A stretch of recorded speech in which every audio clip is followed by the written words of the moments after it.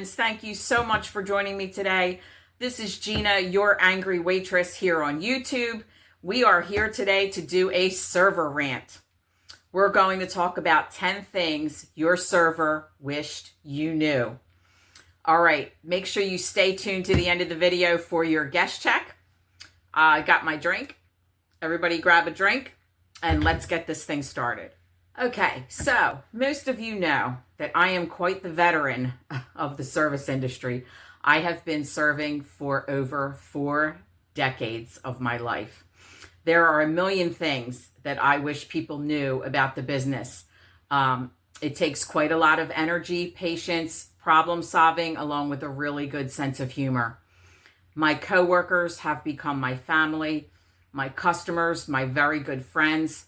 So whether you rarely dine out or you're a regular restaurant customer, please keep these 10 things in mind the next time you sit down to eat.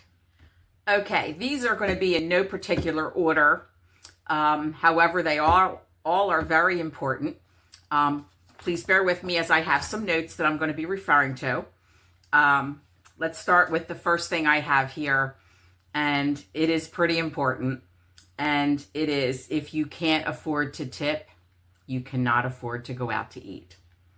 So I've been serving 41 years, and for 90% of that time, I earned $2.13 an hour. It was just recently raised about 4 years ago to $5.26 an hour. So my earnings rely on the generosity of my customers. Most of you know that the industry standard is 15 to 20%. 15 for okay service, good service, 20% for very good service. And if you are generous enough to tip more, we are always very, very grateful. So I'm always very, very grateful when I have a good table. Very respectful people, happy people. And they tell you that everything was wonderful. And then they leave you a 10% tip. So it becomes very disheartening. I'm sure all of you servers have heard this before. I am not here to make friends. I am here to make money. This is how I pay my bills. The only time I feel that you should tip more than 20% is in this type situation. So if you take a look at this guest check, we have 2 coffees and a piece of cake. Comes to $11.95 before taxes. So let's just say $12. 15% of this check is $1.80. 20% of this check is $2.40. Now, this is where I don't agree. That's a very, very low tip. Even though they didn't get a whole lot of things to eat, they still took up your table. They took up time where you could be making more money. And how long did they sit? You're giving the same service, the good service. You're going back and forth, refilling the coffees. I would probably leave an $8 tip, but that's just me. Especially, if you're going to sit there and have a conversation for an hour and a half, 2 hours, and you're taking up the table, you need to consider tipping way more than the 20%, especially when it shows it's only $2.40 for this particular check. It was just an example. I was just trying to make you understand. It's very, very important that we turn our tables over. I mean, that's how we make our money. So if I know I'm going to be going out to eat and I'm going to sit for a while and chat with my girlfriend, I am definitely going to make sure that I compensate my server. Okay, so can we talk about these, please? Take a look at the picture, see if you can figure it out. For those of you that don't know, this is fake money. It's folded up with a religious message inside that people leave on the table. And although they may think it's funny, it's really not funny. The message inside usually says, this is better than money. No, it's not better than money. Money is money. And I can't use this to pay my electric bill. So please stop doing this. Okay, number 2.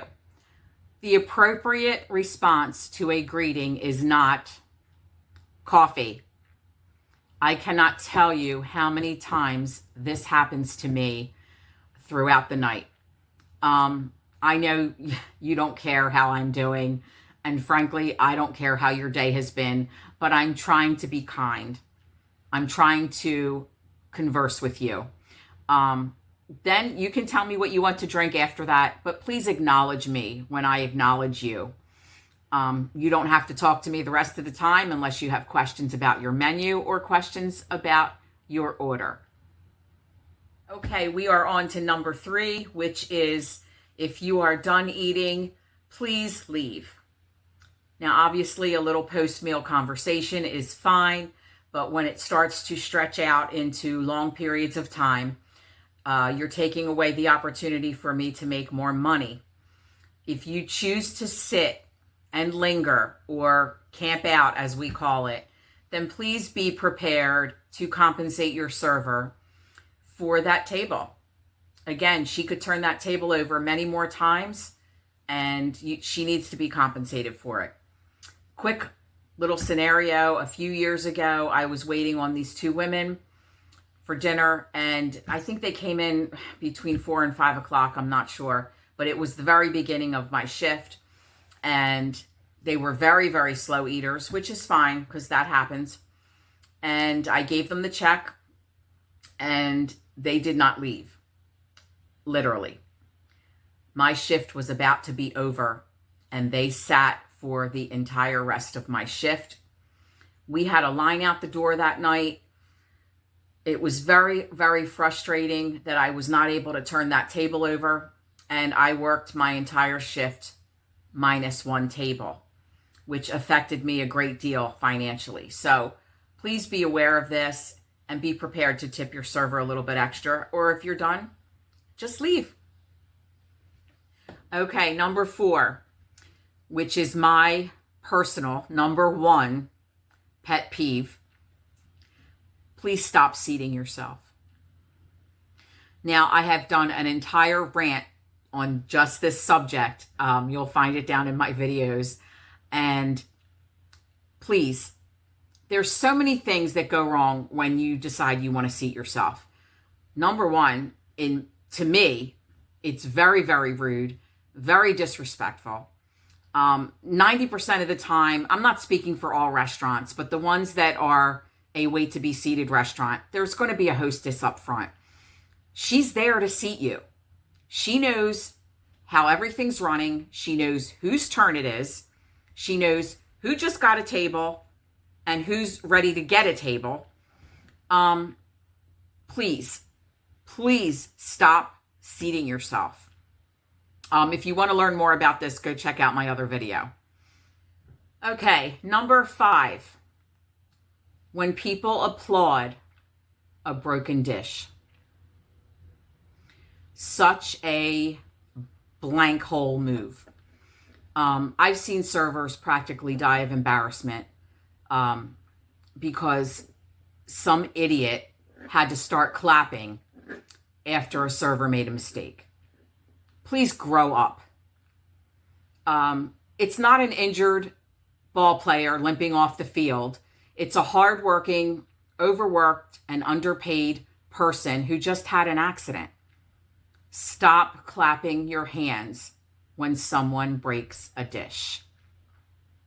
Okay, we are halfway through this rant. We're going to move on to number 6 shortly. But I want to know, are you learning anything? Is this all new to you? Are you not aware of these things?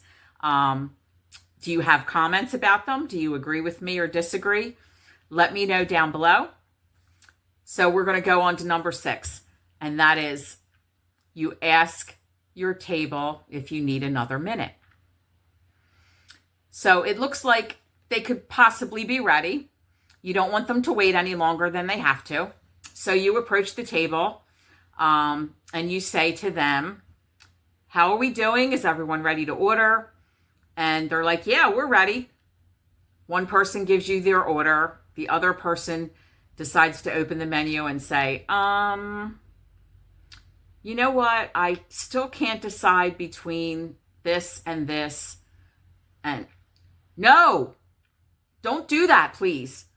I'm standing there waiting for you to decide when I could be taking care of my other tables.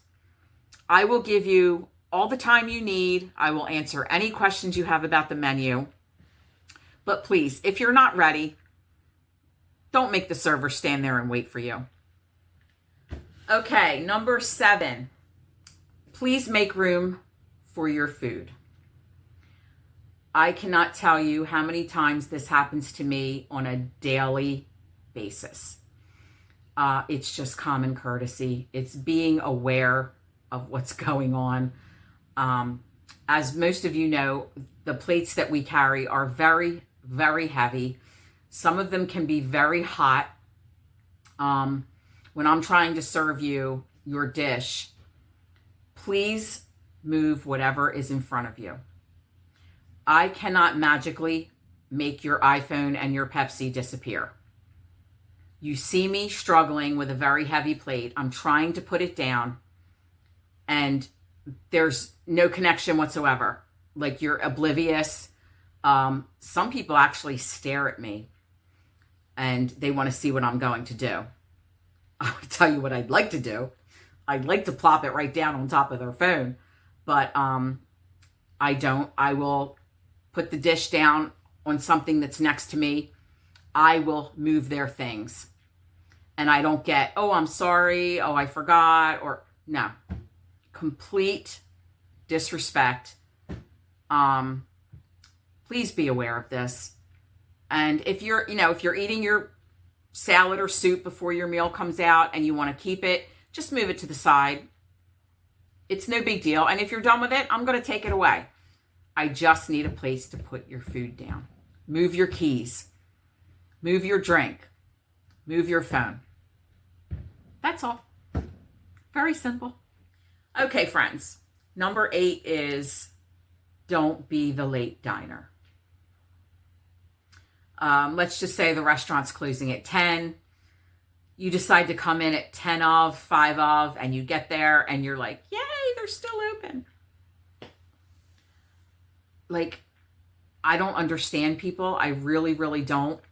I could never do that because I know the business. So I'm trying to make everyone aware that when you come into a restaurant right before they close, you've just added another hour minimum to the wait staff having to stay at work when they were ready to go home. Their side work's done. All the cleaning is just about done. The kitchen's breaking everything down, and in walks a table. It's not fun for us. It's a pain. So please be aware of what time the restaurant closes, and please show up at a reasonable time so that you can get a happy server, not a mad server. Okay, on to number 9. I feel like I need to scream this from the rooftops. So please, please, please bring a jacket with you in the summertime. Obviously, this is only meant for summer months, but when it's hot out, people, the air conditioner is going to be on. And I guarantee you that we don't feel it. We are running around like crazy, especially in and out of an extremely hot kitchen. And even though you're freezing, we don't feel the air. And I can't tell you how many times I have stood at a table trying to take care of them, and they say, you need to turn this air off. We are freezing. And I've got sweat pouring down my face. It's rather insulting. So now you know the restaurant is going to be cold. Bring a jacket. Bring a sweater. It's so simple. Please. Thank you. Okay, we are at number 10. the last one, but certainly not the least. I get so upset just thinking about this. Okay. $1 million, a stack of 20s, and a lottery ticket is not funny. I've just served your meal, and I say to you, is there anything else I can get for you right now?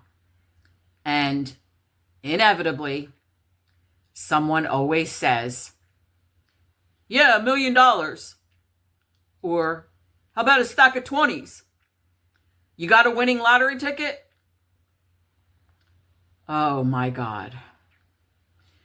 Then I have to put on my fake smile with my fake laugh just to stroke your ego. Please don't do this anymore. Because I'll tell you right now, if I had any of those things, I would quit my job. Okay.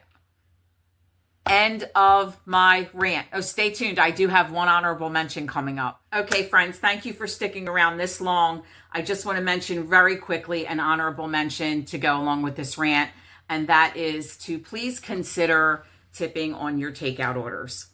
The server has to do everything that they would normally do if you were sitting at their table. They're taking your order, they're entering it into the computer, and they're packaging it correctly and accurately for you. It certainly doesn't have to be 20%, but just any type of acknowledgement that you appreciate what they did for you. Kindness goes a long way. So that's it, guys. Do you agree with me? Do you disagree with me? Leave your comments down below. I hope you learned something. And if you like this channel, please give it a like. Hit that bell so you can be notified when I upload new videos. Comment below. And if you want to share this video with other servers or people that you know do these things in the restaurant, please go ahead and share it. Until next time, take care. Be a good diner. Thanks, guys. Bye.